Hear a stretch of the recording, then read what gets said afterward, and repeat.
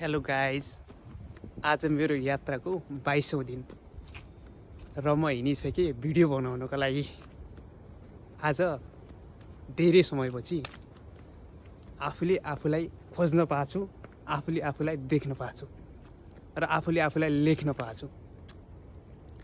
पहिला पहिला एक्लो हुँदा अभिशाप मान्ने मान्छे म अहिले त्यही एक्लोपन नै वरदान मान्ने भएको छु। अहिले एक्लोपन नै प्यारो मान्ने भएको छु। पहिला पहिला अरूको साथ खोज्ने मान्छे अहिले चाहिँ आफ्नो साथ आफै खोज्ने भएको छु। म आफ्नो यात्राको खोजीमा छु। म आफूलाई पाउने आशमा छु।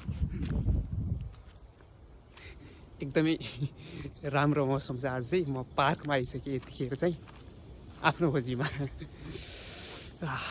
एकदमै राति हिँड्नुको मजा नै बेग्लै छ। धेरै समयपछि म आफूले आफूलाई समय दिन पाइरहेको छु। यतिखेर चाहिँ एकदमै राम्रो मौसम छ। जय श्री कृष्ण, बाई।